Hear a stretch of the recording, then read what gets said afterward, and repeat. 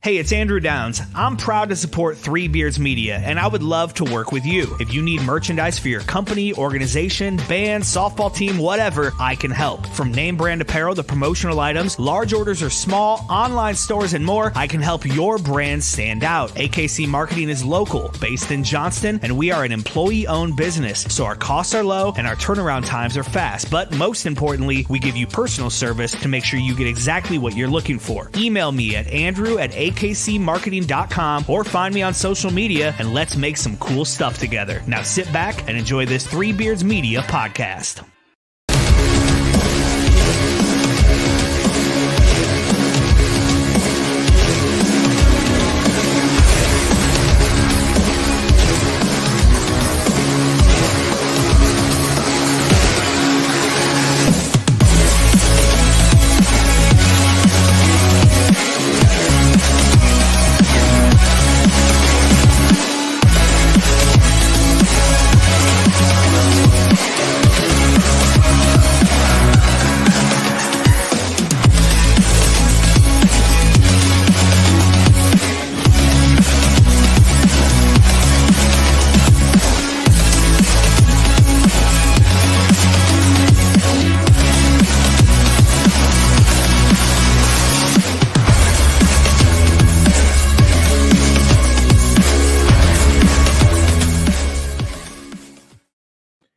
All right, welcome into another late night edition of Hawk's Eye View.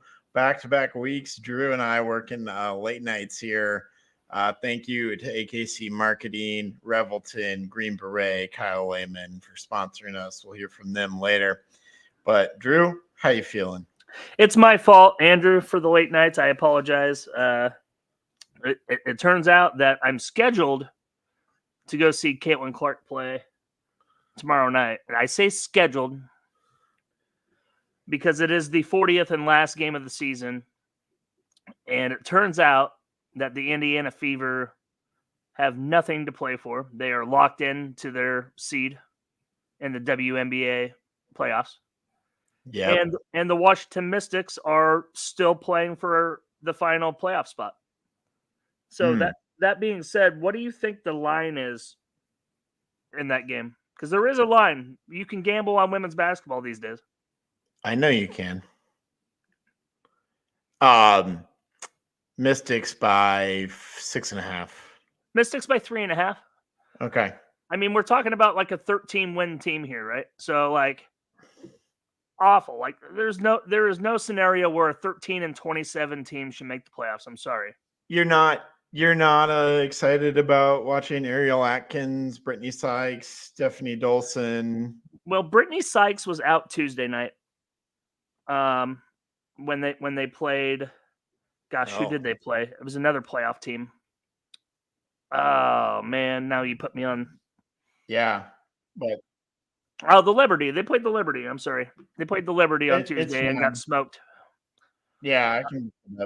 And Sykes didn't play. Yeah. So, but that is this. Anyway, so I don't plan on seeing her. Don't plan on seeing Caitlin Clark tomorrow night. Yeah, and I also don't know as if Washington can make the playoffs. I mean, it will depend on what Atlanta does too. Yeah, I think Atlanta has to lose. I think Atlanta has to lose and Washington has to win. And then I think Washington isn't Chicago over Atlanta Chicago's somehow. Still in there too. This guy's still in there too. Chicago's still in. The Sky's in there. I don't know what the tiebreaker scenario is. If Atlanta loses, Washington wins, and Chicago wins, they're all tied with the same record, and I don't know what the three-way tiebreaker is. They would all be 14 and 26. I do not know the tiebreaker rules for the last spot for the WNBA playoffs. All of that to say that I'm not seeing Caitlin Clark tomorrow. Yikes. Probably. All right. Well, yeah, probably not. Yeah. Who knows? She might. Maybe they'll do the thing where they play her for like the first quarter and then take her out. I don't know. That would be a huge bummer, right, Andrew? Because this is the second game that the Fever have come out and played Washington, where they upgraded the arena from their normal entertainment sports arena that holds like 2,000 people to the big Capital One 20,000 seat capacity arena in downtown DC, right? So Right. would be a massive disappointment, a lot of upset folks, regardless of who they're rooting for. They all know who they came to see, and to not see her, it will be I can't say civil unrest is a little extreme, especially where I'm at, right? But Yeah.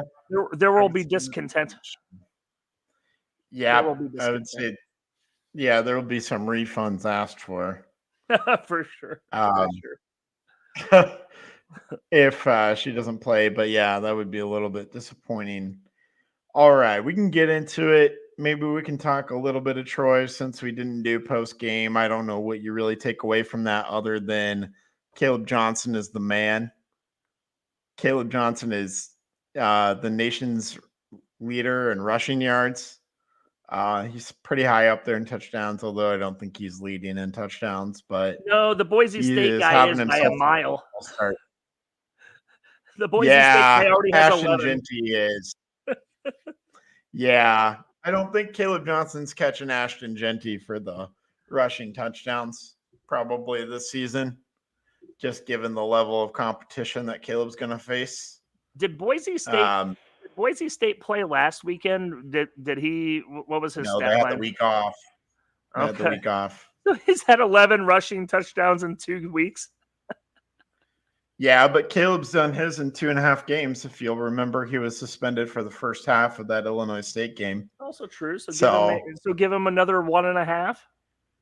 yeah. So I just kind of wanted to talk about Caleb Johnson because his start to the year, I think I saw a tweet from Sean Bach over at Hawkeye Insider comparing it to Sean Green's non-conference start in 2008, and Caleb Johnson's start is better than that. I'm not saying that Caleb Johnson is better than Sean Green. Don't hear me saying that. I'm just saying statistically, comparing the two in the non-conference, and Caleb doing it in 3 games compared to 4 games. Because remember, the conference schedule was 8 games and 4 non-conference games back then. So non-conference to non-conference, 2.5 games of Caleb Johnson, it has statistically been better than 4 games of Sean Green in the non-conference in 08. And we all know what Sean Green did in 08, winning the Doak Walker Award. So with that being said, right, Sean Green did it by and large a better offensive line. I think that could be like unequivocally not debated. Right? Nope. I'm not going to debate you on that one. Gosh, what would that have been? Like Brian Bulaga? Yep, that's a Brian Bulaga team. Yep. Who else would have been there? Maybe James Ferentz. Yeah. I don't know if James Ferentz was on that squad, but it seems like he probably would have been. I don't know if Yonda was on that team. No, Yonda might have been. Yonda's pretty old, man. Yonda's older. Yeah, he's 04. I think he was drafted in 02, 03. Yes, yeah. He was around forever for the Ravens, man. He's pull it up. Actually, speaking of Marshall Yonda, I saw his name up in the Ravens Wall of Fame this last Sunday because I watched my Raiders whoop that ass. Here's the offensive lineman names that I'll give you: Bulaga, Rafi Eubanks. Oh yeah, Julian Vandervelde. Yep. Kyle Calloway, Andy Kemple, Seth Olson, Rob Bergerman. I think they rotated some of those guys in. Sure. So Bulaga, Eubanks, Vandervelde, those 3 were kind of mainstays. And then I think the other 2 spots were kind of fluid. Sure. So, but all of those guys were, as a unit, They were really good. Yeah, 100%. I just wanted to point that out because I think it speaks to the offensive line improvement for Iowa this year compared to last season. I think Caleb Johnson is running better. His vision is better. I think he's running through tackles. He's not going down on first contact. So I think there's a lot of improvement on his end, but I think the run blocking and then also the run scheme, I think that Tim Lester talked a lot about it in the preseason about how he wanted to really get that run game going, and he's done it by and large. I mean, I think that's the staple of the Iowa offense through 3 weeks. We're averaging just a shade under 250 rushing yards per game in 3 weeks. That's pretty good compared to where we were last year when we averaged 115 rushing yards per game. I'll say this, Tim Lester's done a great job of adjusting to what the defense is giving him, right? So, like, we used to pound the ball inside the tackles with Brian Ferentz, even if it wasn't there. Like, half a yard. We're gonna pound you into submission was Brian Ferentz's mantra. We're eventually going to run over you, and we never did, right? Then they finally bounce it outside the tackles. My God, look at those holes. You can drive a Mack truck through those holes on the outside of the tackles, man. The tackles have been playing great run blocking schemes the last 2 games. Even Iowa State. Yeah. I mean, just so the run game adjustment is great. That we're like, okay, they're not giving us this. They're pinching down inside. You know, the nose tackle's doing their job. Can't get any push from the center position. Get the ball outside. Get them in space. And those holes, man, like, especially on the left side, holy shit. Like, let's go. I mean. Oh, the toss play. When they run that little toss play, that I've seen that a lot being a Green Bay fan. That is 100% the Aaron Jones play. When Green Bay would run the toss play to Aaron Jones and Aaron Jones would go for a lot of yards with it or a touchdown, that is 100% what that play is. And it can go either direction. And yeah, Iowa runs that to perfection. And this is, so I've talked about the offensive line improvement, but the tight ends in run blocking, if you've looked at the Pro Football Focus grades, which I like to do every once in a while, the Pro Football Focus grades for both Lachey and Ostrenga and all the other tight ends in run blocking have been bad. Our tight ends are not run blocking well. Oh, and I did not know that. And that is supposed to be, so the offense that we've instilled, the Shanahan, the LaFleur kind of hybrid in there, you kind of need your tight ends to block pretty well. And, but it's hard for those tight ends to learn the system. There's a lot on their plate. Sure. It's a lot different than what Iowa's done in the past. So, I'm looking forward to that getting better as the season goes on. So hopefully the offensive line stays consistent at the level where they're at right now. And then maybe the tight end run blocking will get better as the season progresses. The running game will be even more potent. So I'll say this, Andrew, and things like run blocking, it takes a lot of leverage, right? A lot of positioning. Mm-hmm. And it kind of makes me wonder, like, is Luke Lachey confident in his legs to achieve those positions and get the leverage needed in the running game, you know, post 10-month reconstructive knee surgery type deal? You know what I mean? Like, if he doesn't have the confidence in the leverage piece of that, because he's a smart football player. He can be in position, but it's all about leverage in the running game. And I'm not sure if he is confident. You know, he might be very well just fine athletically, physically fine, but in between the ears, if he's not confident, he's not selling out on plays that he normally would pre injury if he has a little reluctance in going full bore into the running piece of that. I don't know. I don't know if there's any. Yeah. Yeah. I don't know about that, but I just thought I would point out that the tight end run blocking has not been good yet. And we still haven't gone under 200 yards rushing in any single game this year. It only gets better then, is what you're saying? I'm saying, no, I don't know if it'll necessarily get better because I don't think it's realistic for Iowa to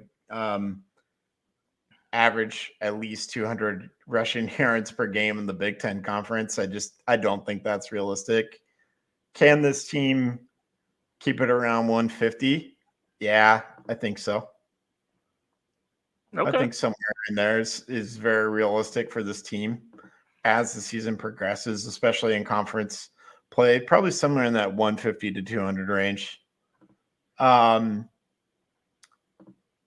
Just the offensive numbers, I guess I just wanted to talk about those a little bit through 3 games.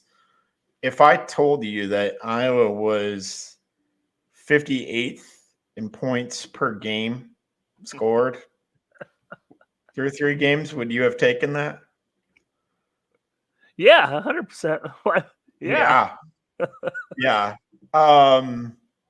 Top 40 in rushing yardage totals.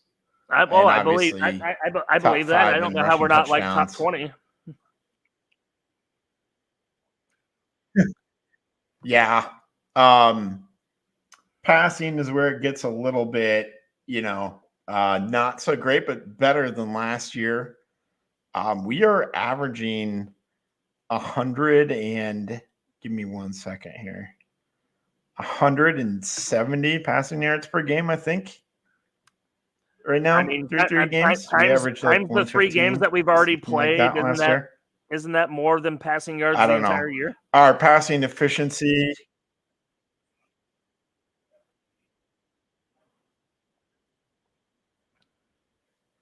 No, not the entire year. Last year we threw for like 1,200 yards. We got a little lag going on, Andrew. FYI.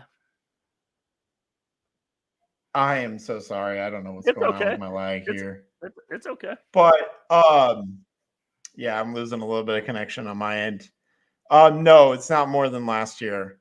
We had like 1,200 passing yards all of last year. We're about halfway there through 3 games. And obviously the passing touchdowns, we have 4 of those. Where we're gonna pass last year's numbers, I guess, at this rate. In all aspects, we're gonna pass last year's number. We only went over 400 total yards of offense in 1 game last year. We had 402. Can you name the game where we had 402 yards of offense?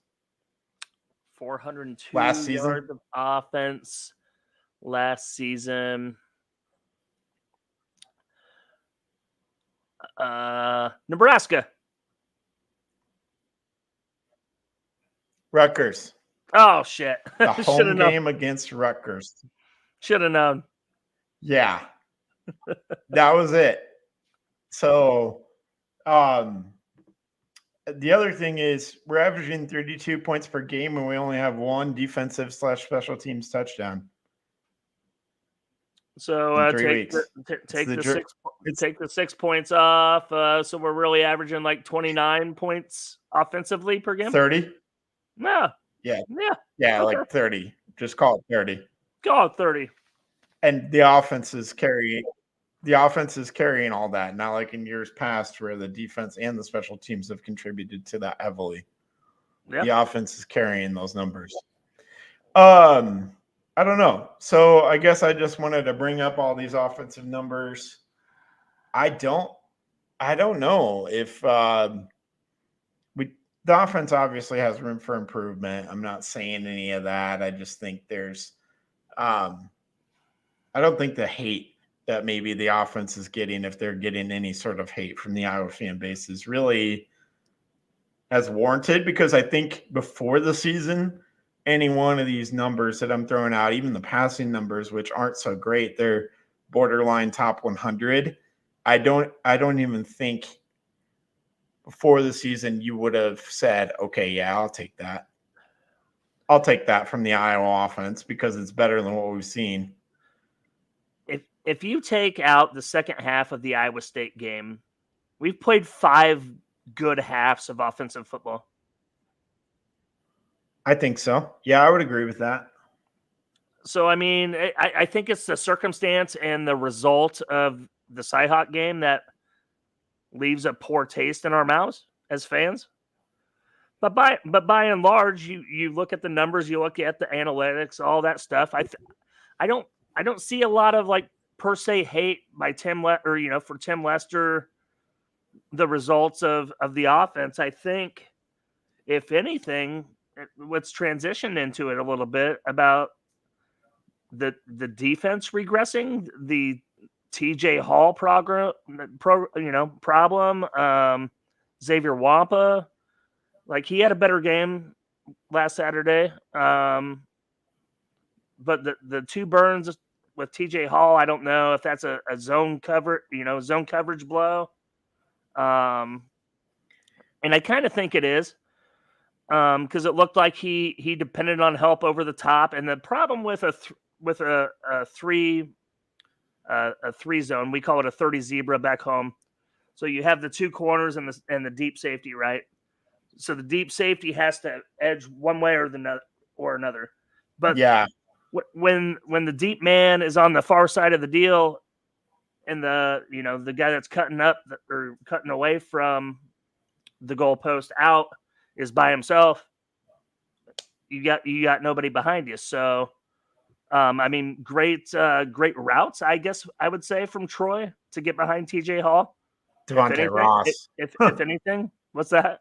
Devontae Ross specifically. Didn't he score 3 tutties on us? He scored all 3 touchdowns on us. Yeah, I thought so. We can talk about this, but you're right. On the one, TJ Hall definitely thought he was passing him off to Quinn Schulte.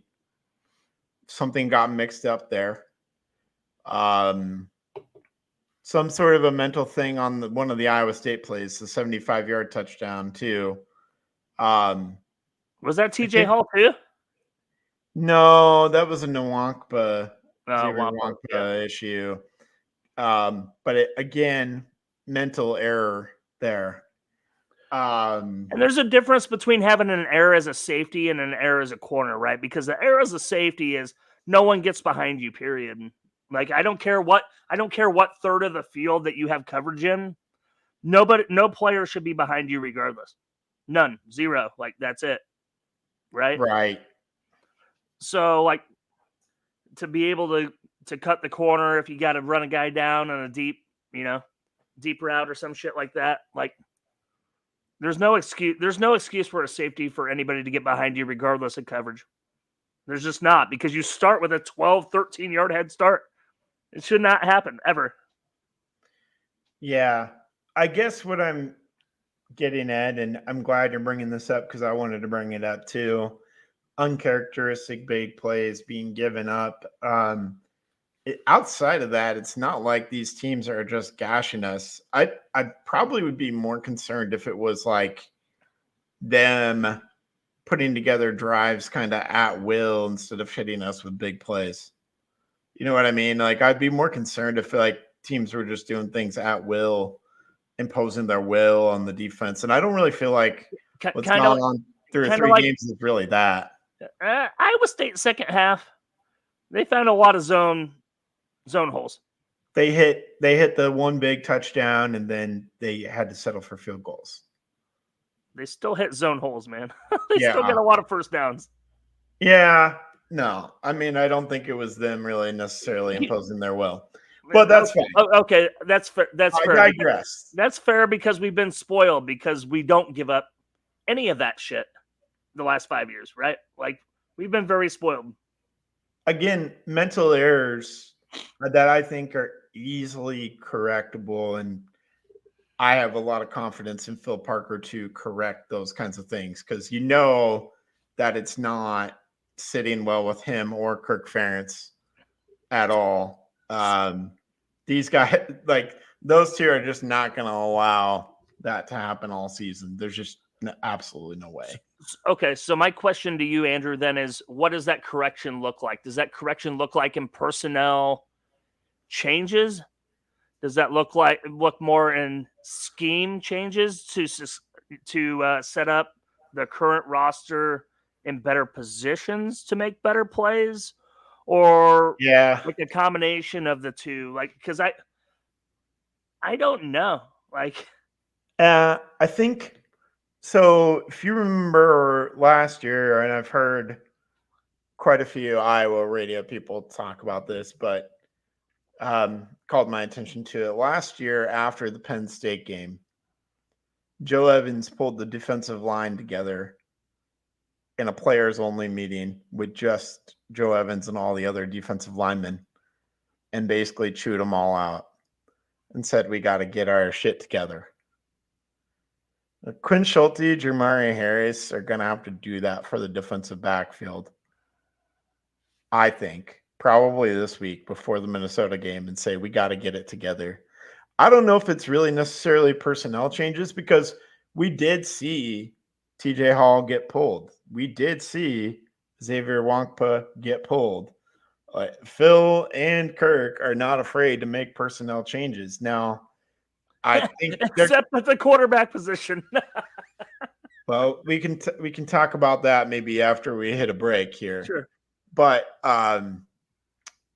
yeah, I think they're willing to make personnel changes, but at some point I think it just has to come down to the guys on the field just ultimately making a decision that kind of crap is not going to happen anymore. I think it just comes down to your senior leaders saying, what's going on? We need to get it together. We can't be the weak point in this defense anymore. That's kind of an unacceptable thing. So I think it just comes down to that. I think it just comes down to people taking accountability and then, putting in the work that it takes to actually correct those things. And listen, I can't fathom the pressure that it would take to play for a Phil Parker defense in this decade, right? Because you have to be the next one. You have to be the next Josh Jackson. You have to be the next Desmond King. You have to be the next name your All-American, right? Cooper. Cooper DeJean. Yeah, even though there is no next Cooper DeJean or Riley Moss. Although Jermari Harris, man, I'm glad we're bringing up the defensive backfield. He has been outstanding. Yep. We do not even worry about whoever Jermari Harris is covering. He had that pick six. I'm glad. I think he's got 2 interceptions so far this year. 1 pick six. He does, and he read that pick six all day long. I mean, yeah, that was beautiful. That was beautiful. 2 picks, and I mean, I know that basically anytime they throw his way, that's a shutdown. Anything up. That's a shutdown. Yeah, he's shutting it down. He's shutting it down over there.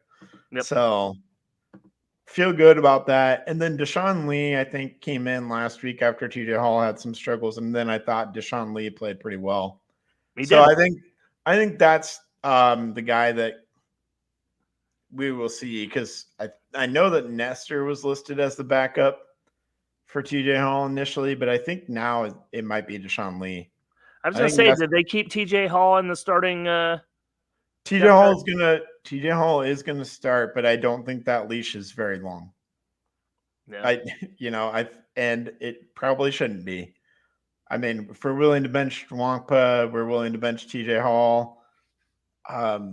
I don't think the leash is very long, and I know that kind of is going to be a thing as the season progresses. So I don't know. I think Lee is probably going to emerge as the guy.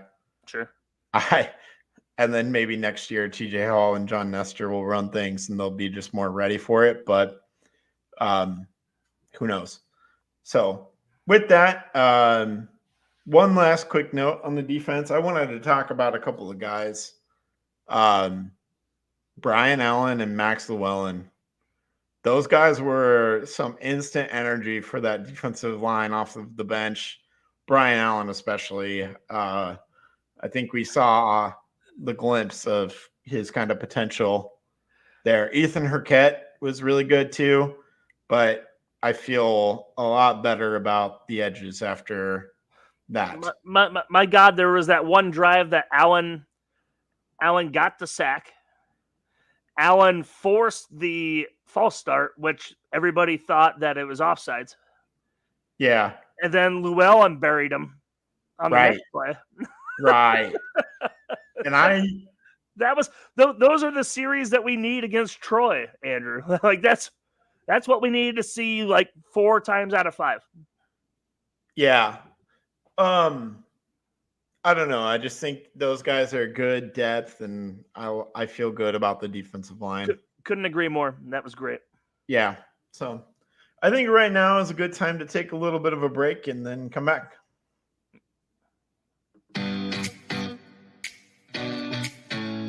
Making great tasting bourbon requires the perfect combination of ingredients, conditions, and time. The longer it rests, the better it tastes. Revelton Distillery's new single barrel bourbon is made from 80% corn, sourced 100% from Iowa farmers. And unlike mass-produced bourbons, each barrel of Revelton's single barrel bourbon is unique, proofed on when it tastes best. As they like to say, it'll be ready when it's ready. And to ensure the highest standards of quality and flavor, owners Rob and Christy Taylor oversee the production and bottling. Every single barrel. Iowa-born, Iowa-aged, Iowa-bottled. Try the new single barrel bourbon from Iowa's own Revelton Distillery. ReveltonDistillery.com.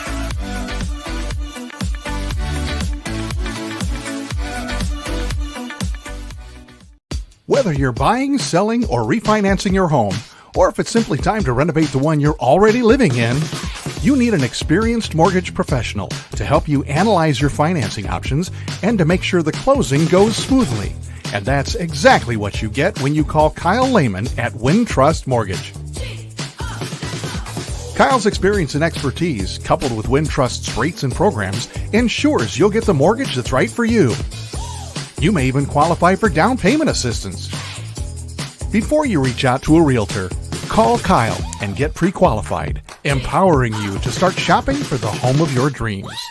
Call Kyle at 515-473-0546. Kyle Lehman Wintrust Mortgage, 515-473-0546. In 2023, a crack Green Beret named Dan Douglas retired his military command and promptly escaped to a full-time career in real estate. Today, this man is wanted by home buyers and sellers who want to survive the process without spending a fortune. If you have a home to sell or want to buy one, maybe you can hire Dan Douglas at Green Beret Realty. You can find him at greenberetrealty.com. greenberetrealty.com. All right, welcome back in. And Drew, what do you know about this year's edition of the Minnesota football team? Nothing. They didn't look very good against North Carolina. They kind of pissed away that game, and kind of really their only marquee game of their non-con. I'm not impressed offensively, like at all. That's really all I know, man. Like they don't have a Mo Ibrahim, right? Right. I mean that guy was a stud. They have Darius Taylor. Yep. Yeah, they have Darius Taylor, who's pretty good. I don't know I guess what has he done here in the non-con? I know that they've been talking a little bit about him. Yeah, they haven't been able to really establish the run in the non-con, at least not to the level that we've seen in years past. You talked about Mo Ibrahim. They had Bucky Irving at one point before he went to Oregon. We've seen plenty of Minnesota running backs. And that's kind of what the identity has been for Minnesota through 3 games. I'm just taking a look here.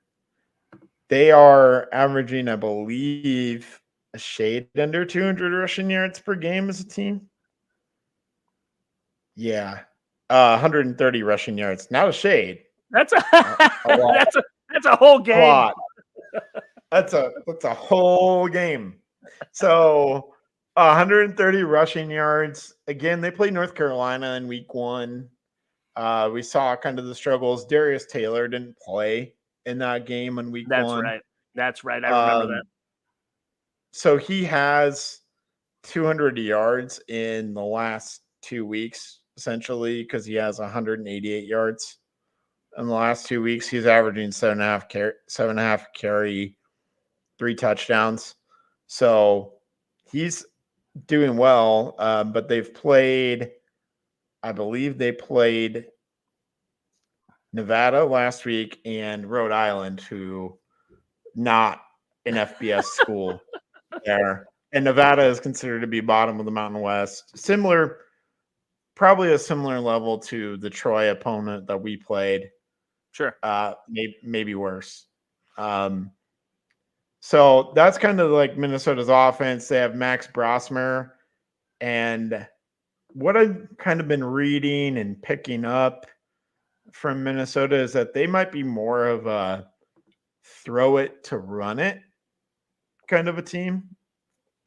Get like some short, quick passing game going, and hopefully that will open up the running lanes.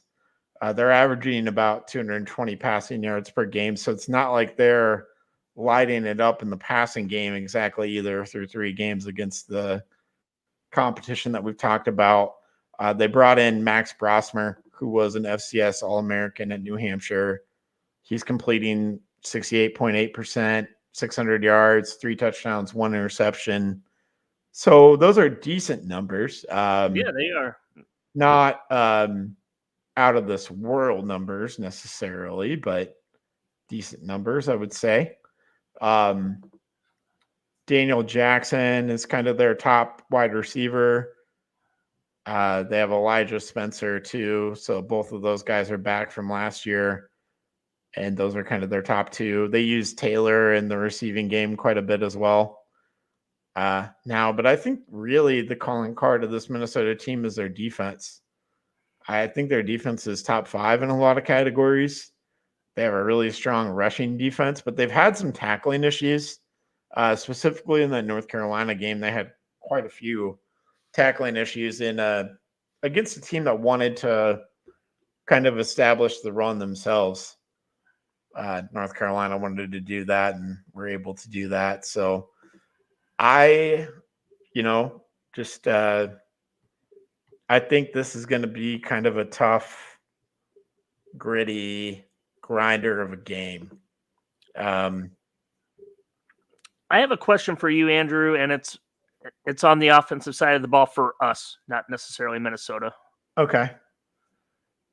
Didn't Caleb Brown get his first catch of the season last week? Yeah, he did. What's going on there? Well, I think it's kind of he's got to rebuild a little bit of the trust.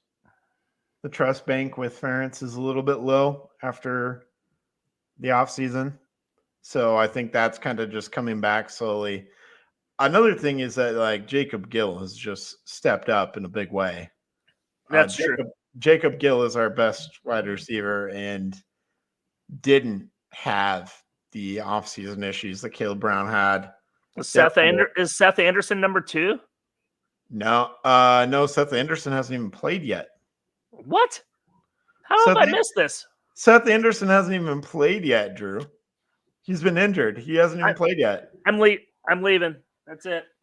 Reese Vanderzee has been our and that was because of week 1. Yeah. They've put a little like after that week 1, I think defenses have emphasized him a little bit.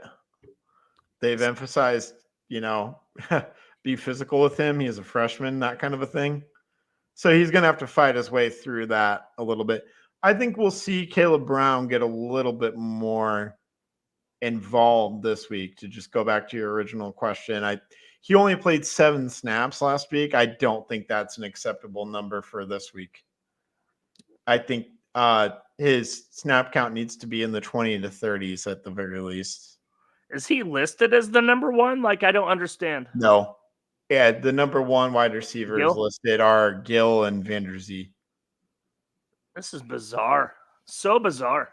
It is bizarre, but like, I mean, I get it because once he puts somebody in the doghouse, I mean, we see it in the running back room all the time. I mean, shit, Caleb Johnson didn't. He was in the doghouse early last year, right? Yeah, and until was never healthy, never fully healthy last year. I don't think. That's also true.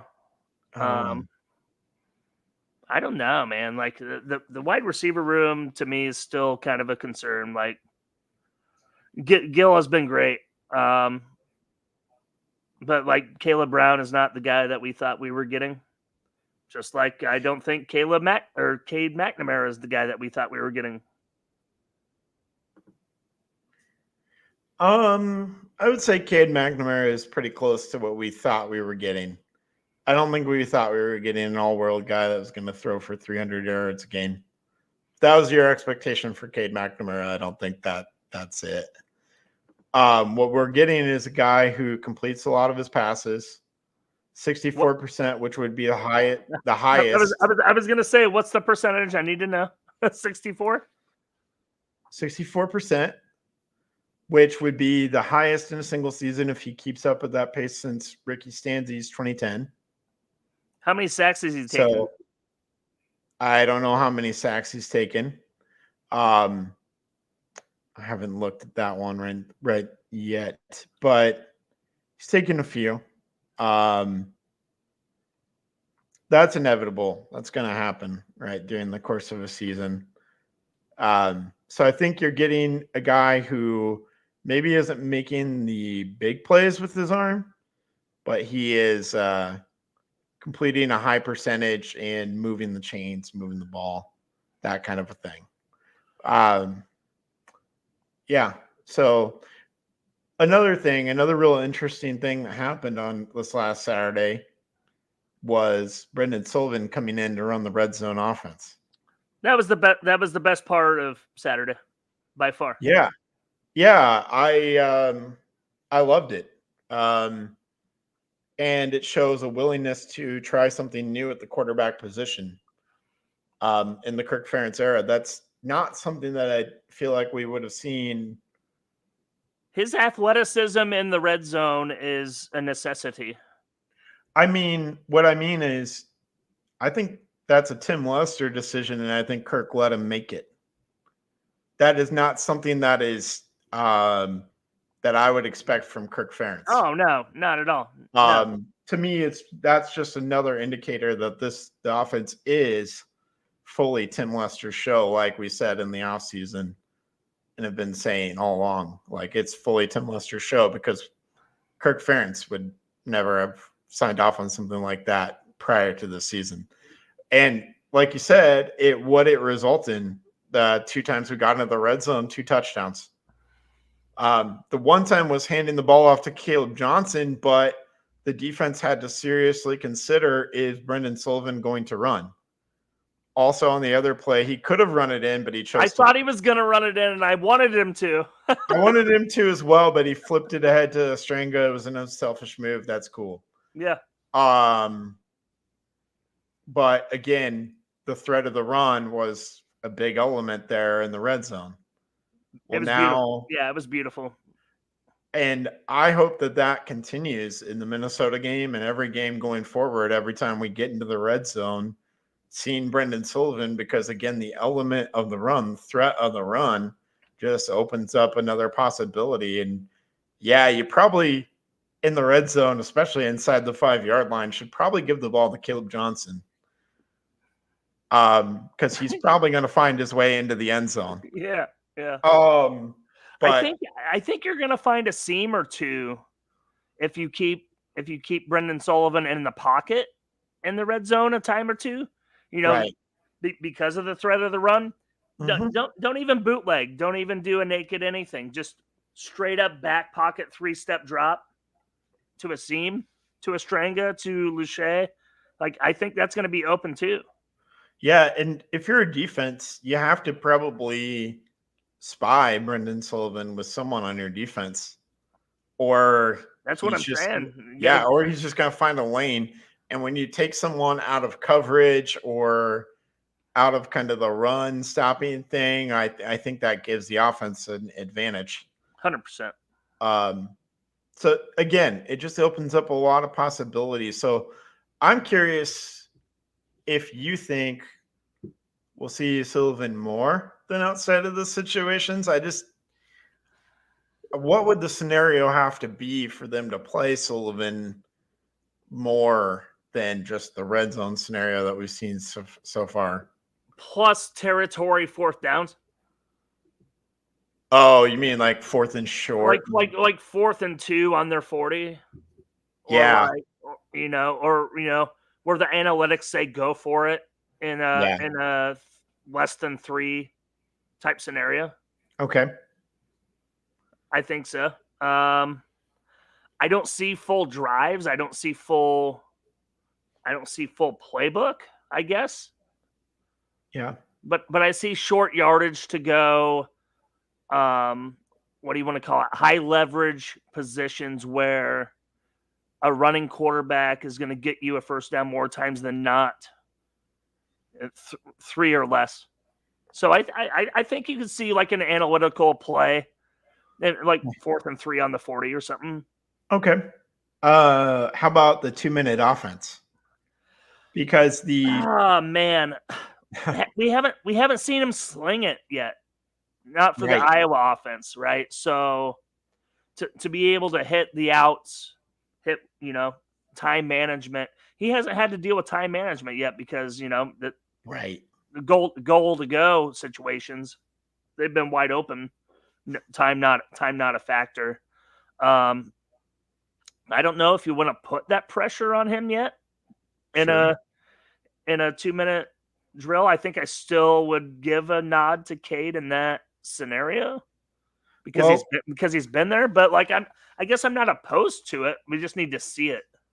Well, the reason why I asked was the end of the first half against Troy. Kirk choosing and saying in the post game that it was his choice to not do anything there with timeouts, and that fucking pissed me off. It made me mad too. You're at the 40-yard line with 2 timeouts. What do we? Mm-hmm. Yeah. So Brendan Sullivan, if you'll remember, all the way back on Kids Day, Brendan Sullivan 2-minute drill was really good on Kids Day. It's not the same as a game, Sure, but I mean, we heard reports of this in practice that Brendan Sullivan was running a good 2-minute drill. So that's kind of why I asked you about the 2-minute drill. If you thought maybe it was like a so listen, is Kirk Ferentz telling us that it looked good in practice, or is David Eichel or Chad Leistikow or it's Eichel telling us? It's Eichel and Leistikow, Doctorman, those 3. Okay. So that changes my whole thought on it, right? Because they are objective. We know what Kirk Ferentz says about how the guys practice. He practice well. Well, so did Spencer Petras, for 3 fucking years. So did Deacon Hill for a year. Saying that the beat writers said that, okay, maybe. I guess now's the time. I think the Minnesota game, I think it's very winnable.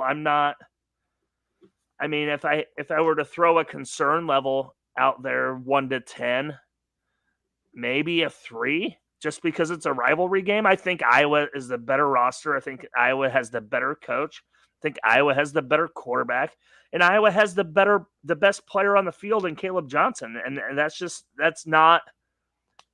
that's objective to me. Yeah.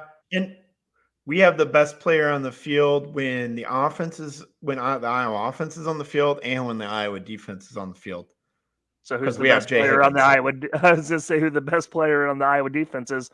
Harris? Jay Higgins. Jay Higgins. Okay. I mean, Kirk Ferentz is throwing out Ray Lewis comps. So I think Jay Higgins is the best defensive player we got. I'm not going to argue against that. That's for sure. Yeah. So there will be some rain too in the forecast.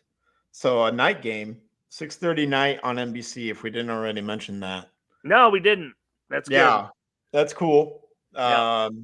So we're in the NBC night slot for. Were we in the NBC night slot last year, or were we just in the Peacock night slots? I think we were in the Peacock Friday night, weren't we?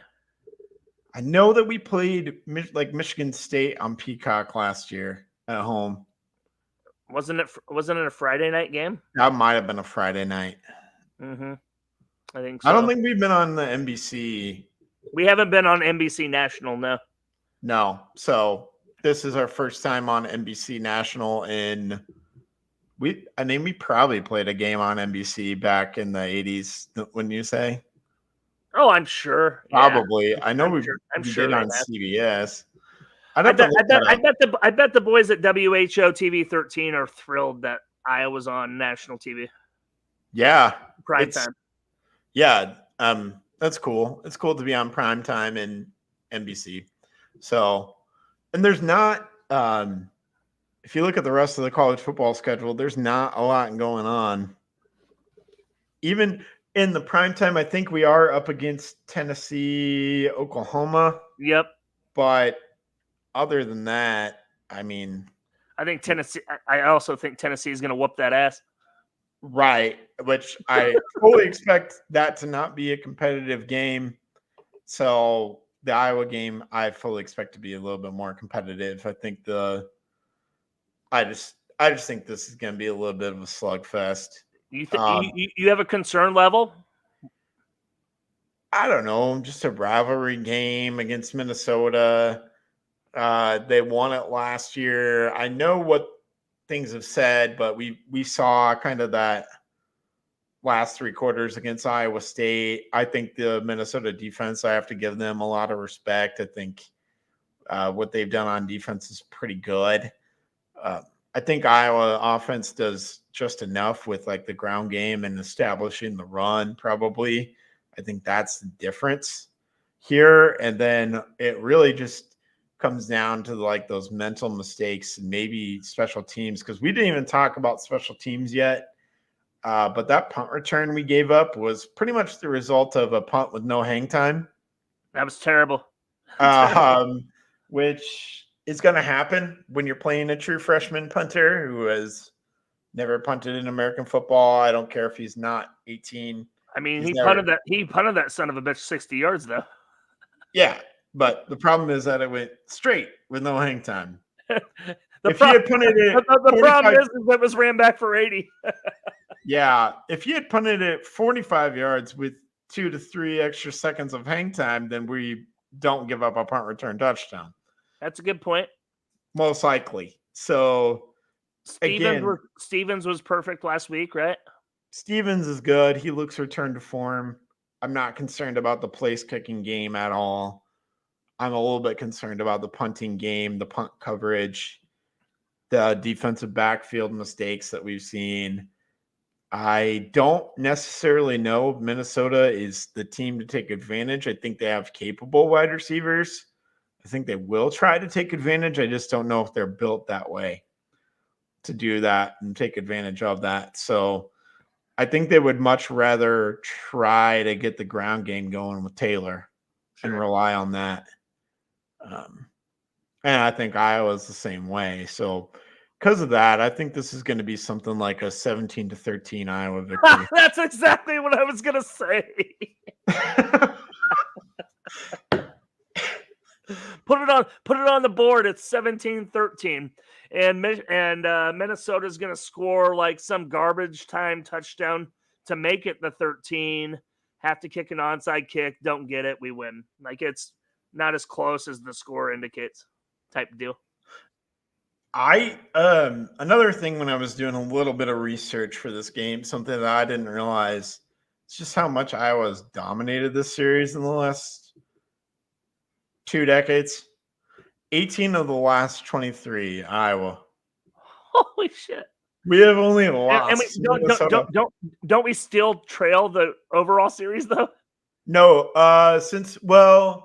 it depends on if you go back to before the trophy was invented or not.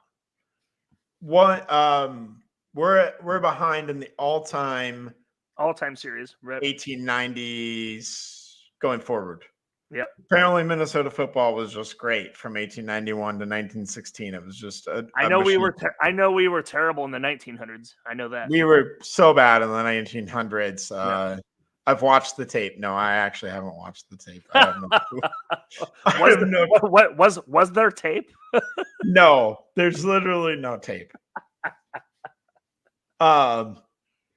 And at some point, the YouTube clips of 2022 and 2023 will all be destroyed, and we'll never know about that anymore either. So it's fine.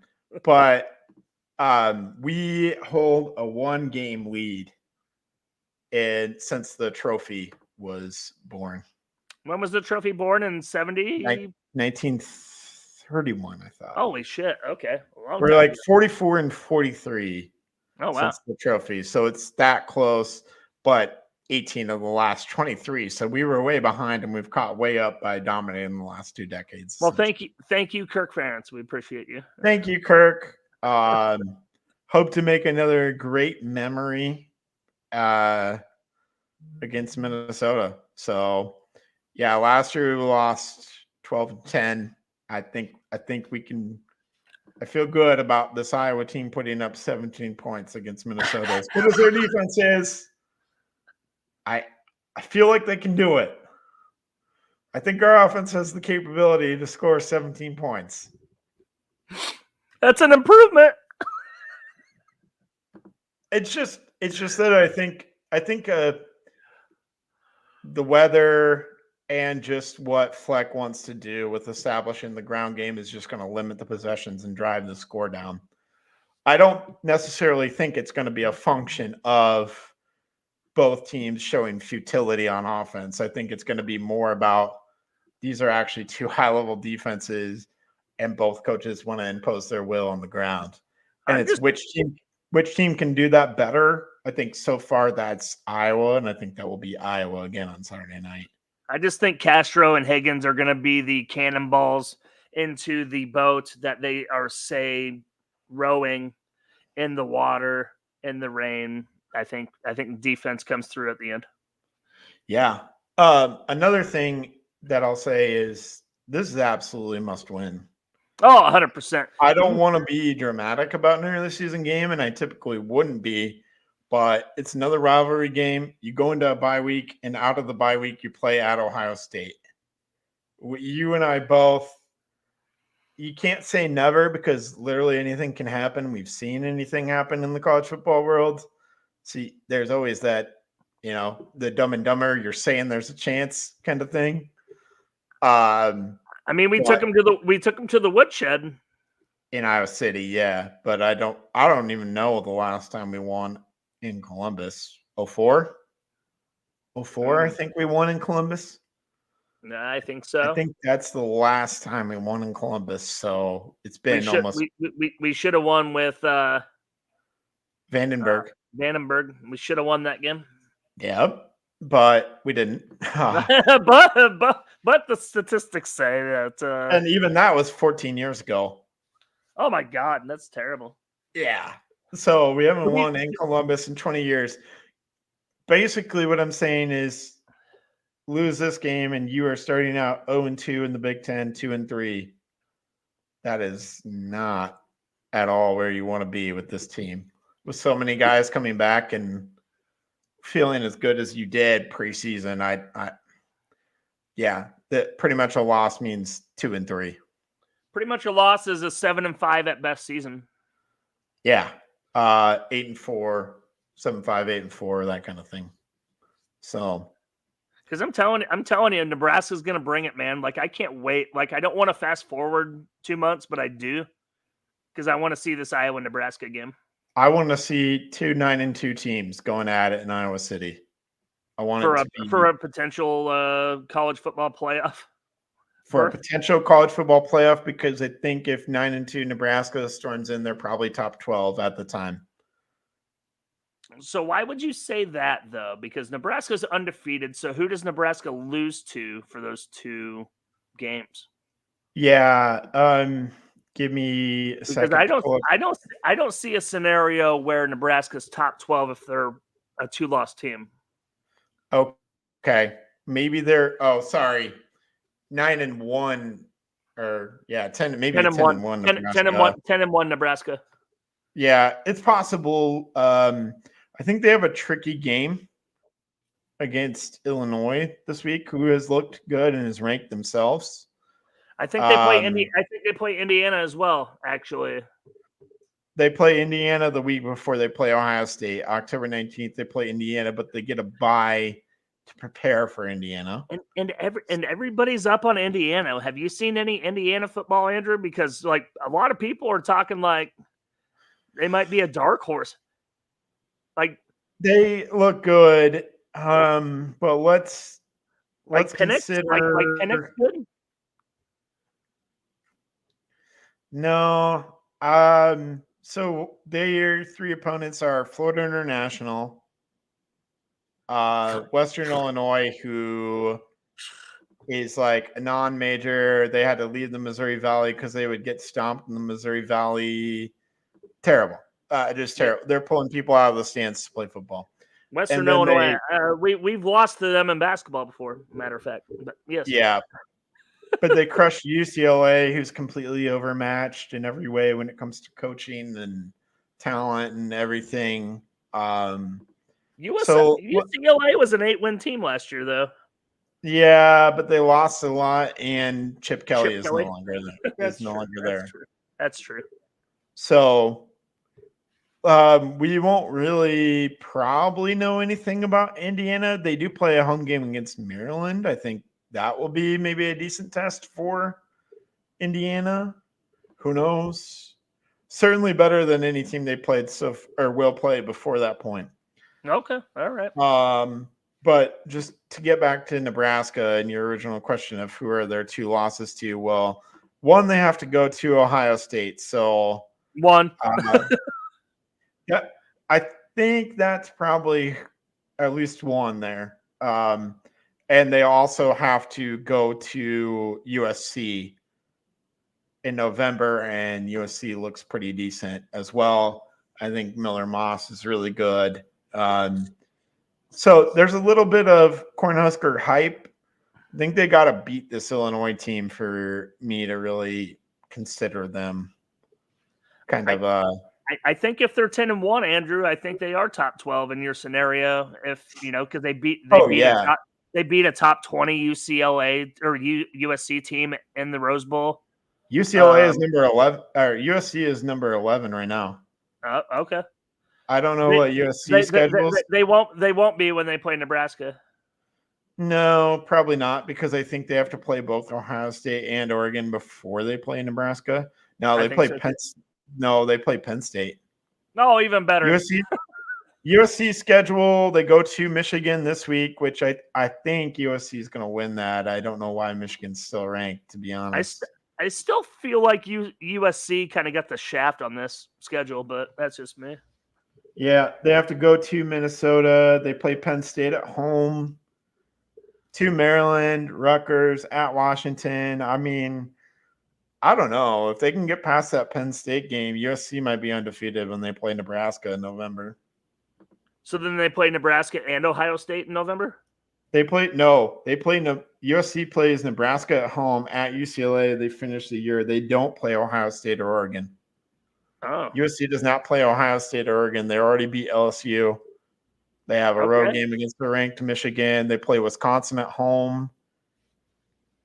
Wisconsin, no Van Dyke anymore. True. At Minnesota might be tricky. Penn State at home, definitely going to be a tough game. I don't know. So all that to say is the 2 losses that I see for Nebraska potentially at Ohio State, at USC on their schedule. Okay.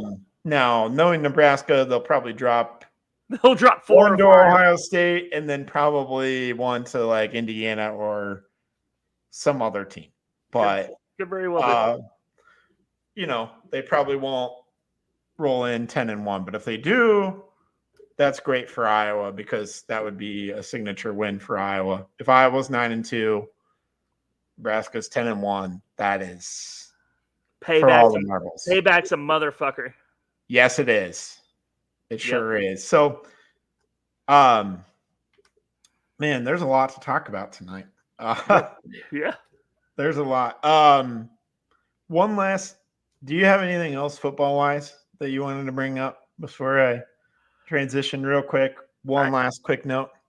I don't think so, man. Like I'm not, like I said, my worry meter's at a 3, just simply because it's a rivalry game. I think we have the best players on the field. We have a better coach.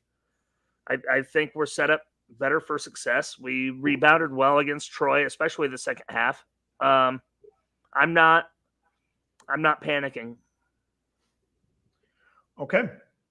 All right. Yeah, I think there's a lot of reason for optimism. I know 2-1 isn't what maybe we wanted, but again, I think Iowa can pull this out this weekend. So looking forward to it. You want to come back with the post game? I don't see why not. I'll be available Saturday night, as a matter of fact. So it'll be a late one for you. That's okay. For the night game, but we'll be back on Saturday night. One last note here. Wanted to shout out the men's basketball team for landing a pretty big commitment in 2026. Navon Shabazz from Davenport, I believe. So that was good. Good little combo guard there, 6'4" combo guard. So pretty big recruiting win for Iowa there, as I know Iowa State was really in on Shabazz as well. So Fran went head-to-head with TJ for an in-state and won. Shout out to Connor McCaffrey. Shout out to Connor McCaffrey job at Butler. Hey, I'm glad you brought that up. I almost forgot about that, but Connor is on a path to becoming a head coach at some point. Think so. Not at Iowa, by the way. I don't think he'll ever be coming back to coach at Iowa. I just think it's. No, I think he's right where he needs to be in Butler. I think he's right where he needs to be too. Who knows? He may want to. He might have aspirations to get to the NBA level someday. I could definitely see that. Could see him wanting to be an NBA coach. Yeah. And doing it. So, but I could also see him being a really successful college coach too. So, yeah, I wouldn't be too terribly surprised if we see Connor McCaffrey end up being a head basketball coach at the Division I level. For sure. In a power, what we would consider a power conference. Yeah, it's kind of weird, right? Because like we call like football Power 4, but we call basketball Power 6 because we include the Big East. It's just a different animal. It's just a different animal. Yeah. So, with that being said, any other stuff you got? I don't think so, brother. It's it's Hawk's Eye View after dark here. It's 11:10 p.m. Eastern Standard Time. Well, daylight time still here in about 6 weeks or so. Gonna lose it, but yeah, about 6 weeks I'll be home for my wedding. So that's what's up. Great. So we're both locked in for the same score, 17-13. 17-13. That's a lock. Okay. Wow. Lock it in. Yep. 17-13 Iowa. I think that means Iowa covers. I think I'm gonna put $1 on the exacta score on that just for shits and giggles. Do it. Do $1 on it's that. It's gonna be like plus 20,000 or something. Yeah, it'll be like a plus 2,500, something like that. Yeah. It'll be great. Yeah, there you go. All right. Well, we will be back on Saturday night, hopefully doing a little victory dance and enjoying getting the Floyd at Rosedale back. So thanks for joining me. As always, go Hawks. All right.